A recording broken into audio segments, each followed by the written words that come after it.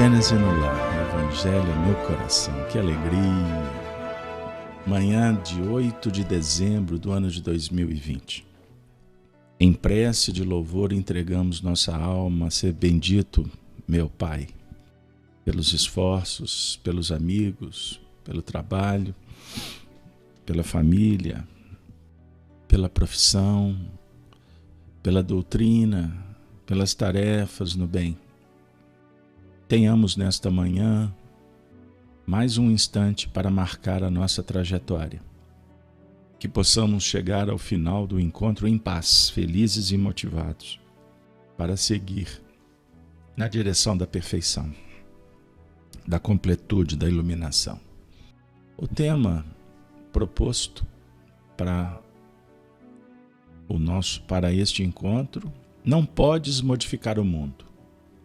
Nós vamos nos debruçar no Evangelho, inicialmente fazendo uma leitura atribuída ao evangelista Mateus, no seu capítulo 5 ao 4, quando no verso 18 nós vamos encontrar a seguinte expressão: E Jesus, andando junto ao mar da Galileia, viu a dois irmãos, Simão, chamado Pedro, e André, os quais lançavam as redes ao mar, porque eram pescadores. E disse-lhes: Vinde após mim, e eu vos farei pescadores de homens. Então eles, deixando logo as redes, seguiram-no. E adiantando-se dali, viu outros dois irmãos, Tiago, filho de Zebedeu, e João, seu irmão, num barco, com seu pai Zebedeu, consertando as redes, e chamou-os. Eles, deixando imediatamente o barco e seu pai, seguiram-no. E percorria Jesus toda a Galiléia, ensinando nas suas sinagogas e pregando o evangelho do reino, e curando todas as enfermidades e moléstias entre o povo. E a sua fama correu por toda Samaria, e traziam-lhe todos os que padeciam, acometidos de várias enfermidades e tormentos, endemoniados, os lunáticos, os paralíticos, e ele os curava.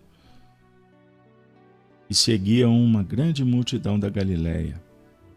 Agora, amigos, nós vamos trazer Allan Kardec. No capítulo 20, intitulado Trabalhadores da Última Hora, no item 3, uma mensagem atribuída ao espírito Henri Reiner, Paris, 1863. Allan Kardec, no Evangelho segundo o Espiritismo, publica várias mensagens, diversos espíritos, para passar também uma ideia de que os espíritos estavam juntos para interpretar o Evangelho, à luz da nova ciência filosófica, o Espiritismo. A interpretação, as mensagens, são de cunho opinativos. Cada um contribui com a construção de um mundo novo. A doutrina espírita, ela é um feixe de opiniões, de mensagens, de observação criteriosa de Kardec em torno da universalidade do ensino dos espíritos. Por isso, o espiritismo não é uma doutrina de opinião, mas sim de observação das opiniões para construir uma teoria. Isso é muito importante, para que nós, não nos fixemos em opiniões de um espírito apenas. Temos que trabalhar no sentido geral e sempre prontos para modificar, aprimorar o nosso entendimento. Vamos à mensagem. Item 3. Jesus gostava da simplicidade dos símbolos. E na sua linguagem máscula, os obreiros que chegaram na primeira hora são os profetas. Moisés e todos os iniciadores que marcaram as etapas do progresso. Tradições, religiões da antiguidade, as quais continuaram a ser assinaladas através dos séculos pelos apóstolos, pelos mártires, pelos pais da igreja, pelos sábios, pelos filósofos e, finalmente, pelos espíritas. Estes que, por último, vieram, foram anunciados e preditos desde a aurora do advento do Messias e receberão a mesma recompensa. Que digo? Recompensa maior. Últimos chegados, eles aproveitam os labores intelectuais dos seus predecessores. Porque o homem tem de herdar do homem e porque coletivos são os trabalhos humanos. Deus abençoa a solidariedade. Aliás, muitos dentre aqueles se revivem hoje ou reviverão amanhã para terminarem a obra que começaram outrora.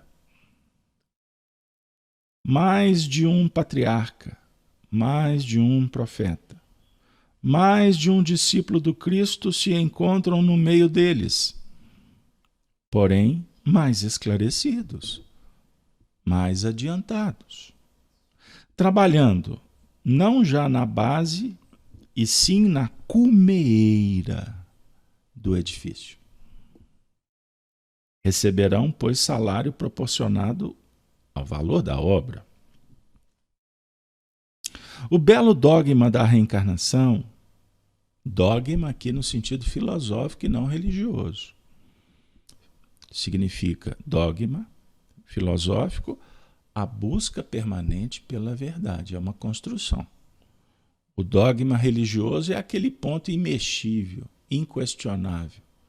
É dogma e acabou. Vamos lá. O belo dogma. Então é o transcendente dogma. É o exponencial, é o expressivo. Dogma da reencarnação.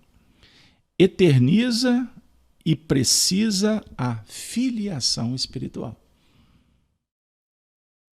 Chamado a prestar contas do seu mandato terreno, o espírito se apercebe da continuidade da tarefa interrompida, mas sempre retomada. Ele vê, sente que apanhou de passagem os pensamentos que o precederam. Entra de novo na liça, amadurecido pela experiência, para avançar mais. E todos os trabalhadores da primeira e da última hora, com os olhos bem abertos sobre a profunda justiça de Deus, não mais murmuram, adoram, contemplam, festejam, reconhecem e são gratos. Tal um dos verdadeiros sentidos desta parábola que encerra como todas as que Jesus se utilizou falando ao povo. O germe do futuro e também sob todas as formas, sob todas as imagens, a revelação da magnífica unidade que harmoniza todas as coisas do universo, da solidariedade que liga todos os seres presentes ao passado e ao futuro. Obviamente que ele está se referindo à parábola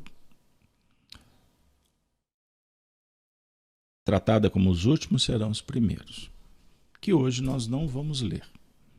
Todos conhecem. Os primeiros serão os últimos serão os primeiros. A definir que o que vale é o estado de alma. A remuneração é sobre o ponto de vista do mérito adquirido pelo trabalho, pelo esforço, pelo entendimento. Por que nós fizemos a amarração desse item com a leitura inicial do convite de Jesus aos primeiros discípulos na formação do colégio apostolar? Esta explicação do Evangelho segundo o Espiritismo traz alguns aspectos importantes. A dizer, por exemplo, que o convite para retomar a atividade, ele é diário. Cada encarnação é um convite para sintonizar de volta. A dizer que o espírito preexiste além do corpo e há a pluralidade das oportunidades. Somos imortais. Existe uma expressão muito forte, oferecida por Henri de Reynet, que a reencarnação eterniza e precisa a filiação espiritual. Isso é muito importante, porque esquecemos, seja por ignorância, imaturidade ou rebeldia, essa condição. Somos filhos de Deus. Filhos de Deus que temos o potencial. O germe da perfeição está dentro. Conquistas já foram amealhadas. E temos, naturalmente, que voltar os nossos olhos sem perder o foco das responsabilidades de fora, mas estarmos atentos aos princípios que devem nortear a jornada. Quais são os princípios? Valores, virtudes, sentimentos, emoções, compreender quem somos, lembrar da destinação. Por isso, o amigo espiritual fala sobre a harmonia, a unidade que estabelece uma dinâmica espetacular do universo. Universo, essa palavra vem de uno, é um verso só. Mundos, coisas, pessoas, fazemos parte de um todo. Filiação é reconhecer e vibrar assim, procurando estabelecer uma comunhão com o mundo íntimo, que é da nossa responsabilidade, que é um universo só, embora a gente tenha várias moradas dentro desse universo interior. Céu e inferno está dentro, não está fora. E quando harmonizamos-nos intimamente, naturalmente ganharemos para harmonizar externamente. Com os reinos, os seres, a natureza no seu sentido majestoso da palavra. E a natureza sugere vida. Vida abundante, como afirma Jesus para a mulher samaritana. Vida em abundância. Consolador para todos nós, no início da nossa manhã, voltar os olhos para o passado e recordar Jesus, andando junto ao mar da Galileia, vendo irmãos, Simão, Pedro, André, depois Tiago e João. Cada convite representa um chamamento para nós, que somos João, somos Tiago, somos Pedro, somos filhos de Zebedeu. Todos somos. Zebedeu é o nosso passado, é a nossa tradição, a nossa história. Veja quando olhamos para os nossos pais, para os nossos avós, para a nossa cidade, matriz, sede, onde vivemos a infância. Quando temos a oportunidade de ter informações, a ciência hoje nos ajuda a descobrir quem foi o tataravô, a árvore genealógica. Brasileiros naturalmente temos que vasculhar para observar de onde viemos: Portugal, Espanha, Alemanha, Japão, das nações da Arábia. De onde viemos? Isso dialoga com algumas tendências que trazemos. Já pensou nisso? Qual é a tônica da sua família? Isso remete a um escoamento de necessidades, de virtudes, de vícios que trazem o passado para os nossos tempos. A gente desconecta, olhando só para o agora ou para o futuro.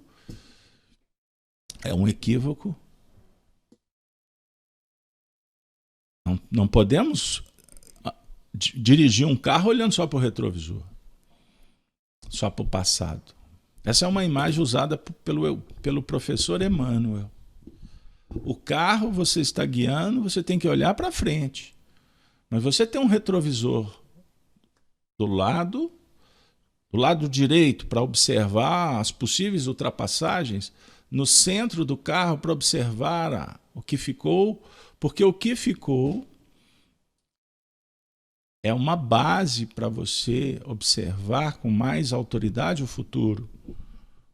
Você fez um curso para dirigir um carro. Você passa por testes periódicos para verificar o nível de atenção, sua capacidade visual, as questões de intelecto, da razão, da habilidade, porque nós precisamos estar preparados para as novidades que estão após a curva, as surpresas, as intempéries da natureza. Tudo isso faz parte de uma jornada. Então, passado, presente e futuro dialogam o tempo todo, porque nós vivemos num mundo temporal, espacial. Podemos, em filosofia, começar a vislumbrar um mundo atemporal, como preconizou Agostinho, os filósofos da antiguidade, que se aproximavam muito da essência, o que é extremamente importante. Como agora, nós estamos falando de essência. Mas, ao mesmo tempo, nós temos que baixar a bola, como afirma o esportista, sermos humildes e julgarmos o campeonato de toda hora. Então, nós temos que nos aprimorar com as questões de ordem do dia, porque são elas que nos dão a oportunidade de colocar em prática o que eu estou aprendendo, que eu estou assimilando, que eu estou percebendo ao nível do que é essencial, filosofia. Então Jesus está batendo a sua porta, a minha, numa manhã de terça-feira, feriado para nós, em Belo Horizonte, dizendo assim: o Pai confia uma missão. Vinde, eu vos farei pescadores. Colocando, se disponibilizando, compartilhando o que é possível para que a gente aprenda. Essa mensagem fala de solidariedade, de amizade, fala de compartilhamento, fala de amor. E o amor nos consola, nos conforta, nos estimula, nos engrandece. Nos sentimos dignos. A dignidade é fundamental no processo. É caridade na expressão essencial da vida. Jesus, nós só temos que te agradecer, pois isso nos incentiva ainda mais a confiar na providência do amparo e trabalharmos na previdência, calcular, projetar, pôr o pé no freio, não sermos ufanistas, empolgados. Precisamos valorizar a virtude da coragem, mas que dialoga com a prudência, com a humildade, com a sabedoria. O momento atual é para dar testemunho. E não para ficar escondido, isolado no seu sentido psicológico, espiritual. Pelo contrário, nós estamos sendo convidados a capacitar a interação. Veja um símbolo do isolamento social que se estabeleceu em humanidade. Em boa parte dela, é certo. Pois nem todos compreenderam. Ou outros não necessitam. Mas, sob o ponto de vista de um percentual maior, o homem foi constrangido a ficar à parte, não na multidão. O que sugere que estamos sendo convidados para mergulhar dentro. Essa passagem que nós lemos, do capítulo 4 de Mateus, antes da leitura, eu comecei a partir do verso 18. E Jesus, andando junto ao mar da Galileia, viu os dois irmãos. Se nós voltarmos 2 versículos, que é o versículo 16, o texto diz assim: o povo que estava assentado em trevas viu uma grande luz. E aos que estavam assentados na região e sombra da morte, a luz raiou. Recordo-me dos estudos, por anos a fio, junto com o nosso saudoso Honório Abreu. Este versículo 16 era um dos versículos que ele mais repetia. Ele é um dos mais emblemáticos e que dialogam com algumas questões que eu vou trazer rápido. Primeiro, fala do povo que estava sentado. E ao mesmo tempo fala, e aos que estavam assentados na região e sombra da morte. Então, existe o povo e aqueles que estavam sentados na região da sombra e da morte. O povo que estava sentado em trevas, viu uma grande luz. Que povo é esse? Historicamente, as pessoas que viviam na época de Jesus. Era um período de trevas. Era a conformação, era o estado daquele momento. Eles viram uma grande luz. Jesus passou entre eles. Só que o versículo mais à frente vai dizer assim: e aos que estavam assentados na região e sombra da morte, a luz raiou. Então, no meio desse povo, tinham aqueles que estavam assentados em qual condição? Numa região e sombra da morte. Então entra a palavra morte. E nesse contexto é que a luz raiou. Significa o quê? Muitas coisas, caso aberto. Mas nós poderíamos, de uma forma muito rápida, dizer assim: que Jesus passou por todos os períodos da humanidade e os homens viram uma grande luz. Os homens viram. Mas essa luz só raiou para aqueles que estiveram, estão e estarão assentados na sombra da morte. Que sombra da morte que é essa? Dos processos de maturação. É o lagar. É quando você vai pisar na uva para gerar o suco e fazer o vinho. Olha que espetacular. Jesus passa pelo mundo convidando todo mundo. Vejam o Natal, que simboliza esse período que atingimos, aonde o percentual maior da humanidade recorda que o mundo ocidental ou o mundo cristão comemora o nascimento de Jesus, que não foi em dezembro, foi lá em abril, mas não interessa, ficou marcado esse período para todo mundo. Certo? Isso é suficiente? Recordar, saber de Jesus, ver filme? Não, não é. Porém, tem validade. Porque é como se um ferrinho vai batendo na bigorna. Vocês já ouviram o som de uma bigorna quando um martelinho bate nela? É um barulho que repercute, que tem uma durabilidade que chega a ser irritante, dependendo da frequência e da sensibilidade da escuta do indivíduo. Pegaram?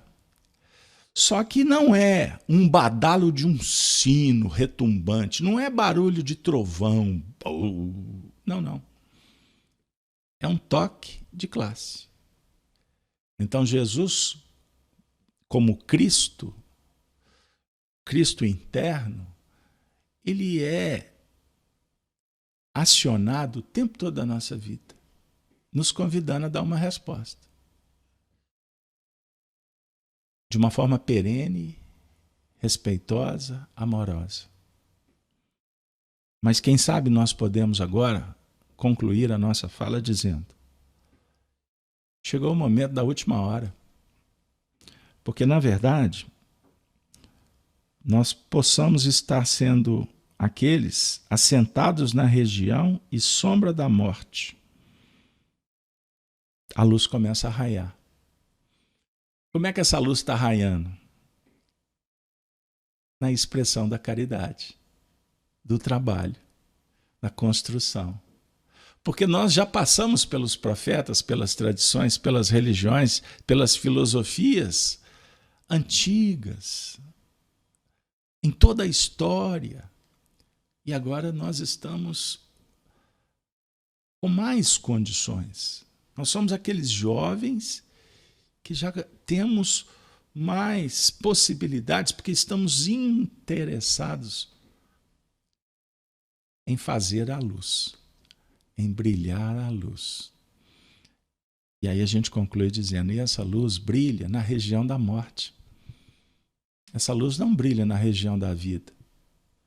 Sob o ponto de vista de a multidão que julga, está vibrando, está vigorosa, vitoriosa sobre esse mundo enganoso do materialismo, do sensualismo, da competição. Na verdade, estão caminhando para a zona da morte. E a mensagem do Cristo é aquela que diz assim: vinde a mim todos os que estáis cansados, porque vibrar nessa faixa ilusória cansa e tem prazo de validade. E o Cristo sempre espera. Ele não cobra, ele não grita, ele não exige nada. Ele diz: vinde a mim, porque vos farei pescadores de homens e de almas. Mas antes de fazer trabalhadores, ele primeiro consola, abraça e diz assim: eu sou amigo. E aí nós vamos concluir: puxa vida, e ele estava nos esperando há muito tempo. Ele não vai dizer que estava esperando. Somos nós que vamos identificar que ele estava sim aguardando a nossa resposta. Gênese no lar, sempre uma surpresa. O convite que Jesus tem oferecido ao longo do tempo, de uma forma amorosa, eficiente, para cada um de nós, nos banha de alegria, mas ao mesmo tempo de responsabilidades. Um dos maiores desafios para o cristão e para todo o discípulo das tradições filosóficas é descobrir a verdade e querer fazer valer. Há um adágio das tradições hindus, que diz o seguinte, que o primeiro impulso de uma alma nobre quando descobre a verdade é querer mudar o mundo. Após uma peregrinação difícil, em terras áridas, deparando com pedras e espinhos, a indiferença e a incompreensão, chegar-se-á um momento em que essa alma cairá em si, percebendo que ela não conseguiu mudar o mundo. Então, ela começa a desenvolver uma virtude chamada humildade. E a humildade vai sugerir um caminho em busca da sabedoria. E a sabedoria é perceber que a grande mudança é interior. Então ela passa a festejar, a se alegrar com o Pai a descoberta. E ela empreende uma jornada no mergulho em si mesma, conhecendo, transformando, modificando, domando nesse universo extraordinário do coração. Emmanuel, nesta manhã em que os cristãos comemoram um momento de oração endereçada a Maria Santíssima e todo o colégio daquelas mães espirituais que representam as flores do céu junto aos homens da terra, que são os jardineiros dos novos tempos, os trabalhadores da última hora. Nosso benfeitor vai nos acalentar, nos consolar, dizendo assim, não podes modificar o mundo. Página recebida pela nossa querida expressão da mediunidade, Francisco Cândido Xavier, no livro Companheiro. Não podes modificar o mundo na medida dos próprios anseios, mas podes modificar a ti próprio.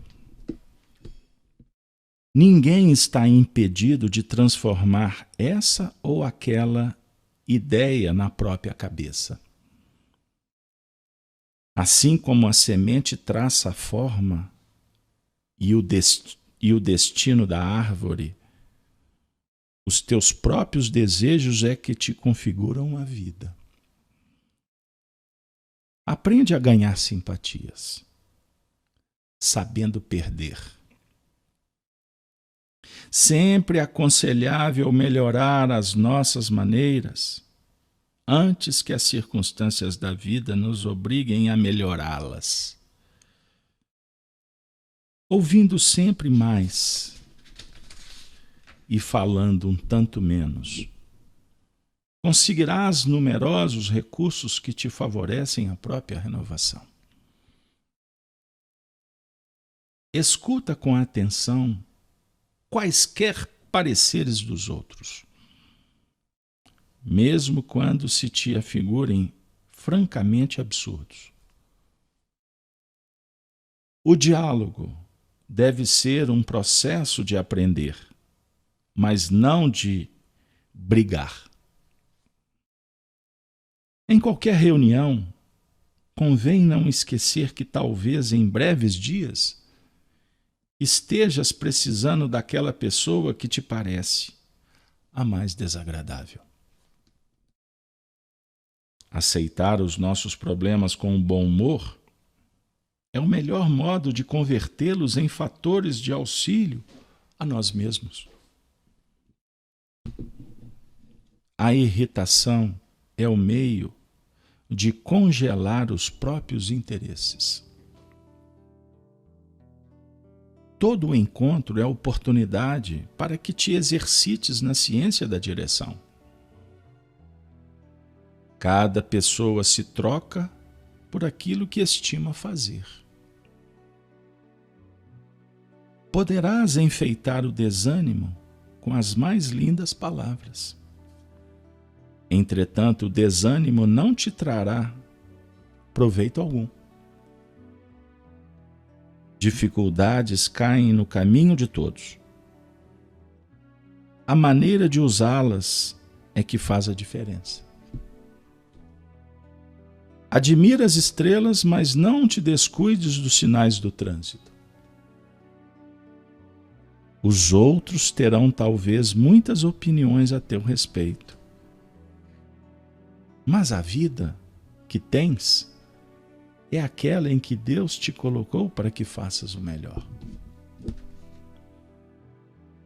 Muitas vezes, perder algo de valor em mudanças impostas pelo sofrimento é o jeito de encontrar algo de mais precioso no caminho.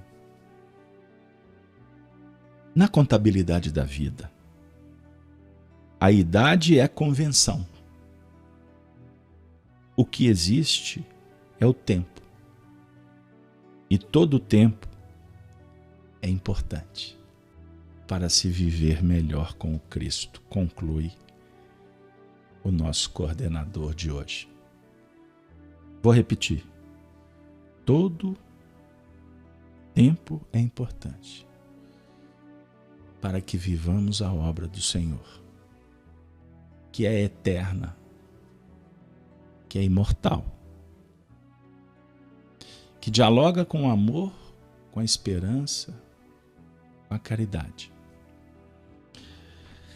Jesus está nos convidando. Somos João, somos Simão, somos Tiago, somos Judas, somos Tomé, somos Maria Santíssima, somos Maria de Magdala, somos Joana de Cusa, somos Sirineus, somos Pilatos, somos Caifás, somos Anás, somos a mulher adúltera, somos os romanos, soldados, somos personagens deste drama da vida. E Jesus transita dialogando com todos com paciência, sabendo que as mudanças são obras do tempo. O tempo é o senhor do destino, por isso ele é magnânimo em seu silêncio, esplendoroso na sua misericórdia. O tempo é dádiva de Deus. Que Deus nos abençoe e nos inspire para que possamos modificar o mundo íntimo. E eu não tenho dúvida que o seu mundo, como o meu, agora está muito melhor, porque estamos em paz. Pela amizade, pelo carinho, pelo acolhimento, pelo consolo e pela chave que está sendo dada para que a gente possa abrir as portas da imortalidade.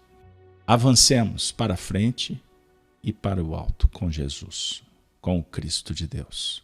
Bom dia para todos.